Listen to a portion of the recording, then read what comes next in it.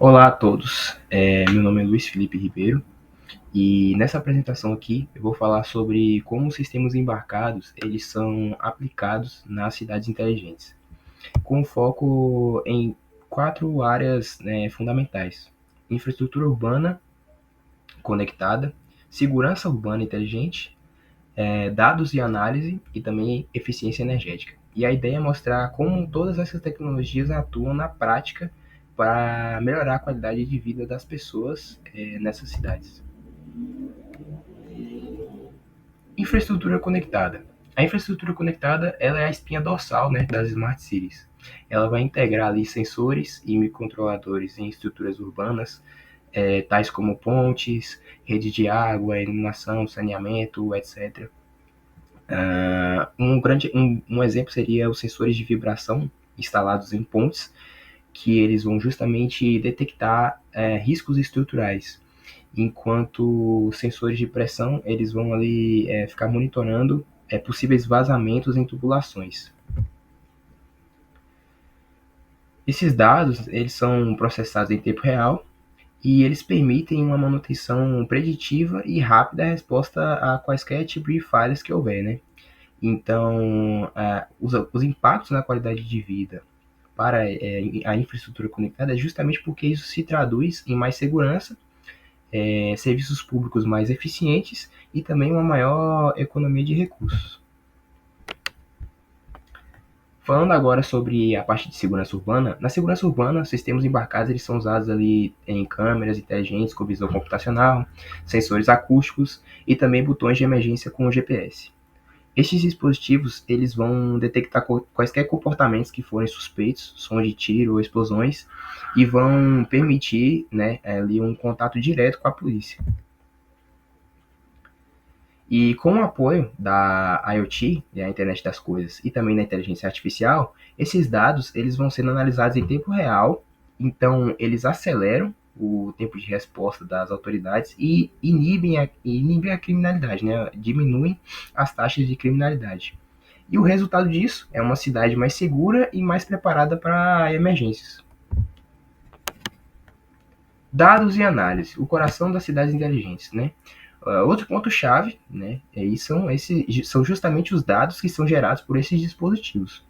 Sensores que são integrados a microcontroladores, como a ESP32 e a Raspberry Pi, por exemplo, que utilizamos, eles coletam dados sobre clima, tráfego, consumo, etc.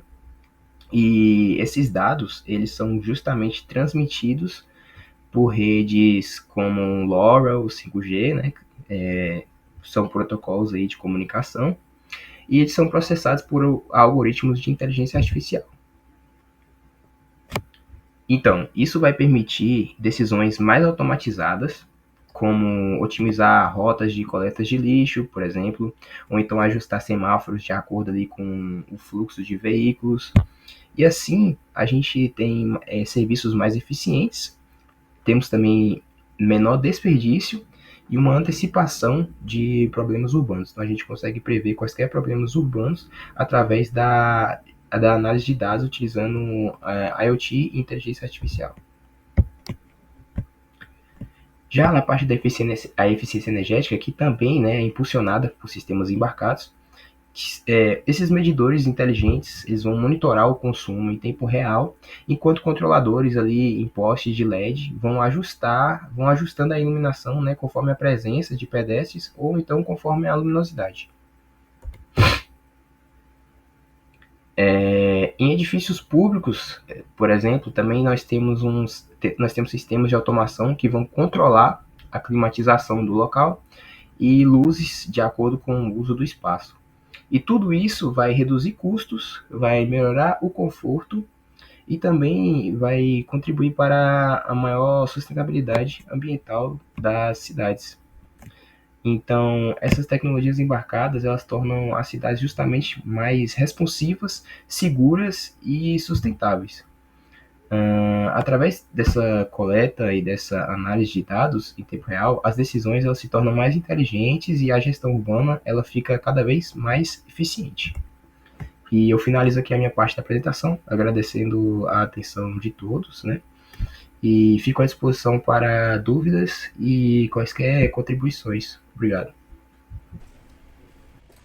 Olá, me chamo Heitor e eu vou dar continuidade ao trabalho de cidades inteligentes, fazendo um comparativo, uma fusão, né, de assuntos de mobilidade inteligente e segurança. Aí eu faço um comparativo dos riscos e soluções, começando com mobilidade inteligente. Mobilidade inteligente, veículos conectados para melhor tráfego de trânsito, pegando informações da internet. Okay? Aí 92% dos ataques são remotos, utilizando ferramentas de ataque de radiofrequência, por exemplo. Gestão de tráfego, um semáforo inteligente, que antes era o quê? Era TO, que era tecnologia de operação, sistemas físicos. Também como postes inteligentes, né? Que antes era apenas tecnologia de operação e agora foi integrado também com tecnologia da informação, que são classificados como de alto risco e podem ser manipulados para causar danos, né? Que pode ser porta de entrada para uma rede pública, né? Estacionamento inteligente e o risco central dessas coisas, ameaça direta à segurança pública. Soluções: segmentar a rede, isolar as redes de controle de tráfego das redes corporativas e públicas, certo? Para não haver essa obviedade de ser um possível ataque, uma possível porta. Criptografia de ponta a ponta, proteger todas as comunicações. Aquisição segura, segurança por design, certo? Ou seja, o próprio produto ter a sua segurança e estratégia-chave. Tratar a cibersegurança da mobilidade como um problema de estratégia pública, não apenas de TI, né? Porque agora não é apenas algo técnico, é algo que engloba todo mundo. Gestão de recursos, os riscos. Esses sistemas, né, sistemas legados, como o SCADA, que é um sistema de monitoramento muito utilizado, de máquinas e etc. Alguns são muito antigos e utilizados ainda por sua eficiência, né? E assim, eficiência no sentido de processamento e etc. Mas não são seguros. Muitos deles não são seguros e isso precisa de atualização. E essa convergência, né, tecnologia da informação com tecnologia de operação que agora estão fundidas, né, que aumenta o nível de ataque, né, profundidade dos ataques. E dando um exemplo de estudo de casos, na Ucrânia teve um ataque cibernético que causou apagão físico para 230 mil pessoas. Aí muitas pessoas ficaram sem luz por causa de uma falha. As soluções: isolamento da tecnologia da operação, usar firewalls e gateways unidirecionais, monitoramento contínuo de TO, ferramentas que entendem protocolos industriais para detectar anomalias, resiliência operacional e assim, ter plano de operação manual, que seria o plano B, né? Porque assim, a gente tem que pensar que está tudo conectado, mas tem que ter um plano B caso o sistema caia, né? Isso é muito importante. A estratégia-chave é focar nos fundamentos de higiene e de segurança, patch, senhas e acesso, que poderiam ter prevenido ataques históricos. E para isso também é fundamental que, quando a gente fala de gestão, a educação do próprio operador e das próprias pessoas que lidam com as máquinas e essas cidades agora, né? Tudo conectado à internet, né? Porque muitos ataques começam com engenharia social. As pessoas tendo uma educação conseguem evitar isso. Participação cidadã. Os cidadãos tendo a sua participação agora de forma online. Já existe caso aqui no governo, né, como o EGOV e a votação que a gente utiliza há muito tempo, que é por urna eletrônica. Aí assim, plataformas de engajamento aumentam a transparência, mas centralizam dados sensíveis. Os dados sensíveis agora estão todos centralizados na rede. Aí, outra coisa, existem preocupações dos usuários com o uso de dados e assim, isso pode diminuir a participação dos cidadãos. Se eles não confiam no EGOV, eles utilizam menos o EGOV. Votação digital. Já teve ataques desses sistemas na França, né, que poderiam alterar votos e quebrar sigilos, né, falhas críticas que foram encontradas. E o risco central é que assim, isso não é apenas uma violação de falha técnica, né, mas isso é agora uma violação da própria legitimidade democrática. E a solução é o quê? Privacidade por design, como eu falei anteriormente, né, privacy by design, mas assim, tendo em consideração que cada parte do desenvolvimento do sistema tenha a sua própria segurança.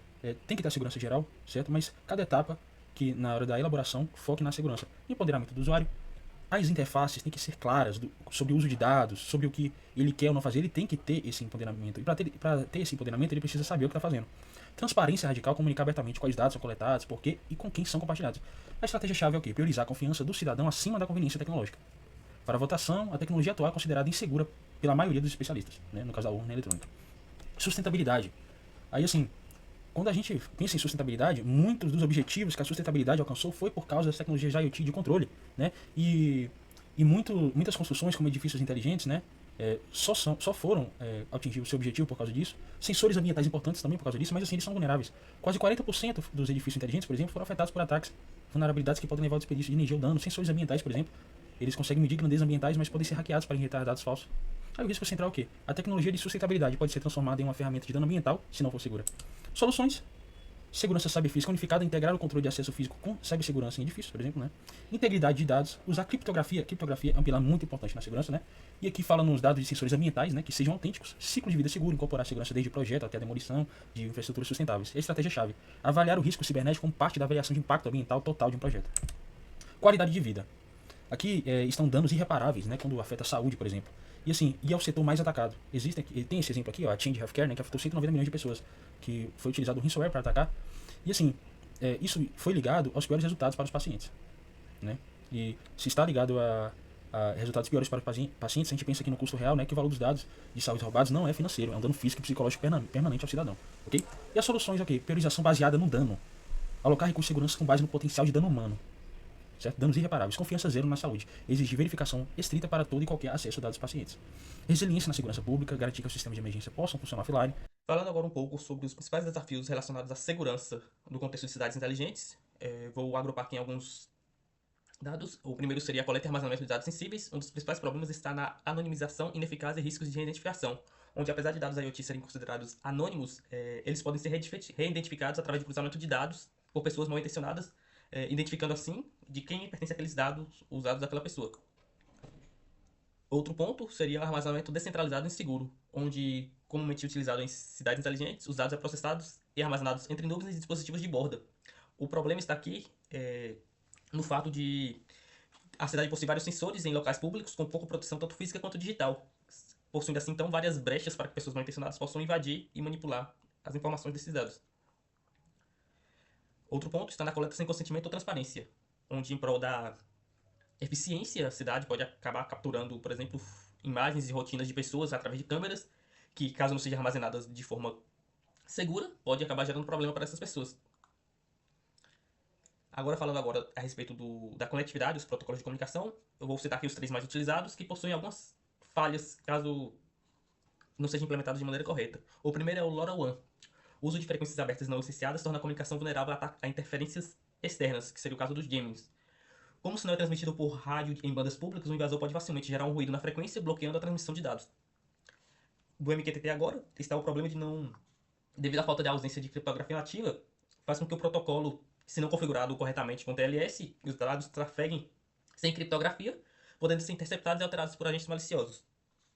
O HTTP também possui o problema de que, caso seja utilizado sem o HTTPS, que seria a criptografia, fica sujeito a ataques made in meddling. Além disso, pelo fato de utilizar interfaces webs, caso elas possuam algumas falhas, podem gerar brechas para invasões. Falando agora um pouco sobre as ameaças cibernéticas. As cidades inteligentes, vou citar as 3 aqui. Malwares, spoofing e ataques DDoS. O primeiro seria o malware, que pode infectar sensores e controladores, permitindo que invasores tomem o controle remoto de dispositivos, como câmeras de segurança ou sistemas de iluminação pública, causando falhas ou até espionagens. Um exemplo que eu posso citar aqui seria o malware Mirai, que explorou dispositivos IoT desprotegidos para gerar um botnet que derrubou grandes serviços de internet em 2016. O spoofing ocorre quando um atacante finge ser um dispositivo legítimo para enviar informações falsas ou receber comandos indevidos. Em uma cidade inteligente, isso pode significar alteração de dados de sensores, de qualidade de ar ou envio de comandos para desativar, por exemplo, sistemas de controle de tráfego, provocando caos na cidade. Ataque de negação de serviço, o DDoS, é bem conhecido, onde visa sobrecarregar os dispositivos ou servidores, tornando-os indisponíveis. Um ataque DDoS contra um servidor que gerencia a iluminação pública ou gerencia um sistema de emergência, por exemplo, pode deixar a cidade vulnerável, especialmente em situações críticas. Agora, falando um pouco sobre a proteção e privacidade de dados em cidades inteligentes, 2 pontos aqui que valem destacar. Seria a coleta sem consentimento, como eu já mencionei. A câmera pode acabar capturando esses dados de pessoas, tornando suas informações vulneráveis, podendo ali alguém mal intencionado conseguir planejar um sequestro.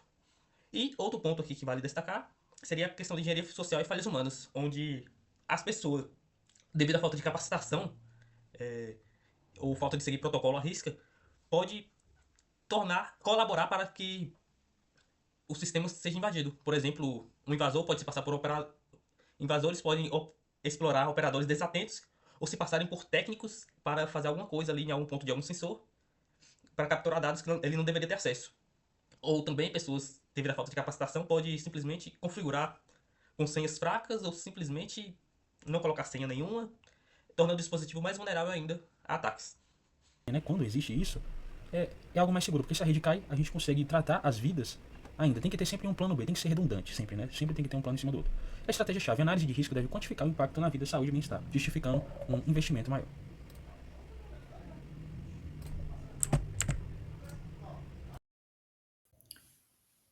Bom, falando um pouco sobre a implementação de protocolo de segurança, a adoção de padrões de segurança para o IoT, implementando protocolos robustos como o TLS para o MQTT e uma adaptação para o COAP, que seria o DTLS, é muito importante para trazer uma segurança maior para a rede. A segmentação da rede e a microsegmentação também é importante. No caso da segmentação, poderia ser isolado a parte que guarda os prontuários de pacientes da parte de semáforos, por exemplo, que é um exemplo que pode ser citado. Essa segmentação é importante. A microsegmentação, que é a segmentação granular, é algo ainda maior, que poderia ser segmentado a uma pequena quantidade de dispositivos. Então, esses dispositivos poderiam ser mais fragmentados e caso ocorresse algum ataque, seria um ataque a uma pequena parte da rede, impedindo a lateralização desse ataque em toda a rede. A gestão do ciclo de vidas de dispositivos também é importante, pois estabelecer procedimentos para retirar dispositivos obsoletos da rede se faz muito importante, dispositivos que não consigam mais receber atualizações de segurança, por exemplo. Framework de segurança também, como o NIST, também é muito importante para trazer uma segurança maior para a rede.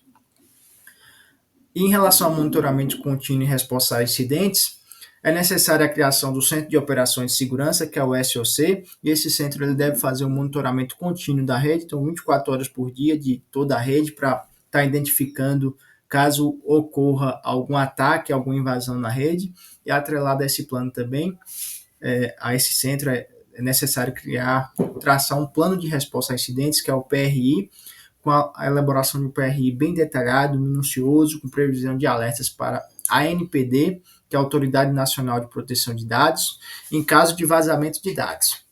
A inteligência de ameaças também, com indicadores de comprometimento e IOCs, que vão trazer mais ou menos um histórico de todas as possíveis ameaças que vão estar sendo feitas ali na rede. Específicos para a IoT também se faz necessário. Sobre a educação e conscientização dos cidadãos, campanhas de conscientização pública, então alertar a população sobre os perigos relacionados à segurança e à privacidade para trazer uma conscientização maior sobre os dados que estão sendo fornecidos e possibilidades de ataques que podem ocorrer. Um treinamento para funcionários públicos também, então promover treinamento de segurança contínuos e obrigatórios para todos os colaboradores. Treinamento sobre engenharia social também se faz necessário, então é importante tentar pensar como que a pessoa que vai tentar invadir a rede, ela vai fazer técnicas, vai utilizar técnicas para tentar enganar os usuários da rede para estar coletando esses dados. Então, um portal de transparência de dados também é importante, então desenvolver um portal na internet onde os cidadãos eles possam compreender de maneira simples e transparente quais informações estão sendo coletadas, para que essas informações estão sendo coletadas, então respeitando sempre a Lei Geral de Proteção de Dados. Sobre a utilização de técnicas de autenticação, a autenticação mútua é importante, pois os dispositivos IoT eles devem autenticar o servidor, assim como o servidor devem autenticar o dispositivo IoT. Então, essa autenticação dupla ela traz uma segurança maior para a rede. Identidades únicas de dispositivo, então a eliminação de senhas padrão ou compartilhada, então cada dispositivo deve ter sua própria senha, diferente dos demais, né, o que vai trazer uma segurança maior para a rede. A autenticação multifator, então a autenticação dupla para o maior nível de segurança, por exemplo, pode ser citado uma autenticação com senha e uma solicitação de um código pode ser feito via aplicativo, por exemplo. E sobre a utilização de técnicas de criptografia, tem dois fatores importantes, que é a criptografia de dados em trânsito, então utilizar protocolos como o TLS para proteger os dados durante sua transmissão pela rede, então impedir que caso tenha algum ataque ali, um intermediário entre a transmissão, que ele não consiga ter acesso ao conteúdo desse dado, que esse dado seria criptografado. A criptografia de dados em repouso também, que é assegurar a proteção de dados enquanto esses dados estão sendo guardados em bancos de dados ou servidores. Como conclusão, a aplicação conjunta dessas soluções gera uma defesa em profundidade, na qual diversas camadas de segurança atuam em sinergia para proteger a infraestrutura, os dados e principalmente os cidadãos da cidade inteligente.